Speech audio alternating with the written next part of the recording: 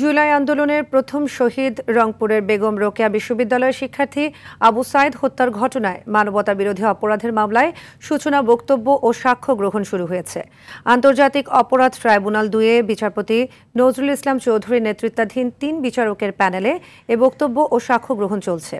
এর আগে গত ৬ আগস্ট এ মামলার ৩০ আসামির বিরুদ্ধে আনুষ্ঠানিক অভিযোগ গঠন করে বিচার শুরুর নির্দেশ দেয় ট্রাইব্যুনাল। তাদের মধ্যে ৬ জন গ্রেপ্তার এবং বাকি ২৬ জন পলাতক রয়েছেন। সকালে গ্রেপ্তার আসামিদের ট্রাইব্যুনালে হাজির করা হয়। এদিকে তত্ত্বাবধায়ক সরকার ব্যবস্থা বাতিলের রায় পুনর্বিবেচনা চেয়ে রাজনৈতিক দল ও ৬ ব্যক্তির করা ৪টি আবেদনের ফের শুনানি শুরু হয়েছে। প্রধান বিচারপতি ডক্টর সৈয়দ রেফাত আহমেদের নেতৃত্বাধীন ৭ সদস্যের আপিল বিভাগের পূর্ণাঙ্গ বেঞ্চে চলছে এ শুনানি। মঙ্গলবারও এ বিষয়ে শুনানি হয়।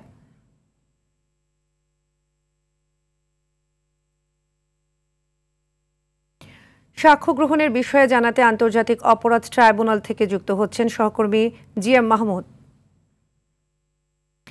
মাহমুদ, সাক্ষ্য গ্রহণের সার্বিক কি তথ্য আছে আপনার কাছে জানাবেন, আর আবু সাইদের পরিবারের কেউ এসেছে কিনা?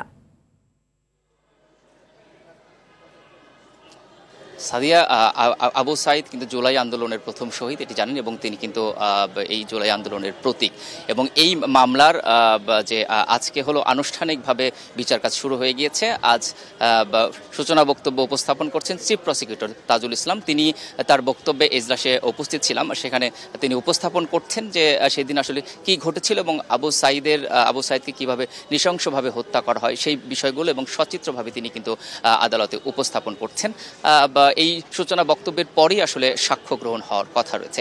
আপনাকে জানিয়ে রাখি, এই সূচনা বক্তব্য উপস্থাপনের সময় কিন্তু এজলাসে উপস্থিত রয়েছেন যে ৩০ জন আসামি রয়েছেন এই মামলায়। এই আসামির গ্রেপ্তার ৬ জন, তাদেরকে এখানে হাজির করা হয়েছে।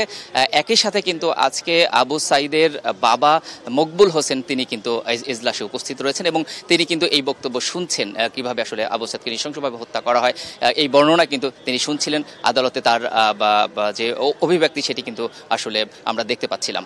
তো আজকে এই সূচনা বক্তব্য উপস্থাপনের পরই আসলে সাক্ষ্য গ্রহণ করা হবে। কয়জনের সাক্ষ্য নেওয়া হবে এখনো সঠিকভাবে আমাদেরকে বলা হয়নি, তবে আমরা যতটুকু জেনেছি এই মামলায় মোট ৪২ জনকে সাক্ষী করা হয়েছে। তো এদের মধ্যে থেকে হয়তো কয়েকজনের সাক্ষ্য গ্রহণ করা হবে। তো আমরা পরবর্তী সংবাদে হয়তো জানাতে পারবো যে কয়জনের সাক্ষ্য গ্রহণ করা হলো এবং কি আসলে উপস্থাপন করেছেন সাক্ষীরা। তো আপাতত আন্তর্জাতিক অপরাধ ট্রাইব্যুনাল থেকে এই ছিল আমার কাছে সর্বশেষ তথ্য। ধন্যবাদ মাহমুদ।